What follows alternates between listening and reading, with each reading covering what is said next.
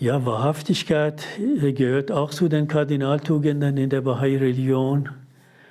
Und an und für sich ein Gläubiger, der wirklich an Gott glaubt, durfte oder kann nicht unwahrhaftig sein. Denn die Wahrheit, Wahrhaftigkeit beruht auf Wahrheit. Die Wahrheit ist eben der Glaube an den Gott. Auch in der Schrift wird manchmal auch einen einzigen Ausdruck benutzt, sowohl für Gott als auch für die Wahrheit. Insofern, wer an Gott glaubt, muss auch wahrhaftig sein. Wenn man eben nicht alles, was man weiß, sagen kann oder sagen will in einem bestimmten Kontext, auch um vielleicht jemand anders nicht zu verletzen, dann sollte man dann zumindest nicht lügen. Also ich halte nicht viel von diesen Lügen, die eben manchmal so gesellschaftlich immer so als Notlüge durchgehen. Das ist oft gar nicht nötig. Also Wahrhaftigkeit im Christentum, finde ich, ist ein ganz wichtiger Punkt, weil es geht ja um dieses Streben nach Wahrheit. Und ich finde, gerade als Christin bedeutet das, dass irgendwie das Innere und das Äußere zusammenpassen muss. Das heißt, das, was ich sage, woran ich glaube und das, wie ich lebe.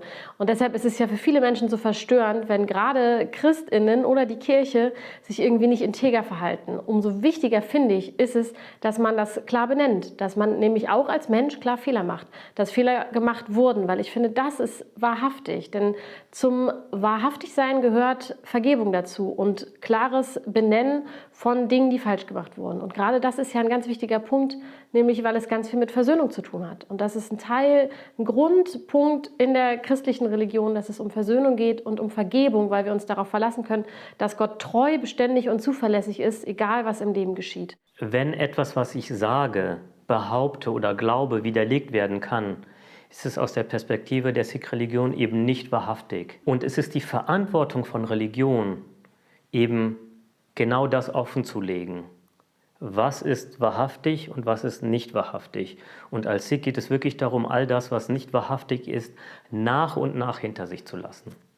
Und dazu gehört eben auch gerade das menschengemachte Grenzen, Nationalstaaten, all diese Dinge sind ja Fiktionen mit realen Auswirkungen. Das zu durchschauen, das ist eine hohe Kunst und das ist Teil der Kunst des Sikh-Seins.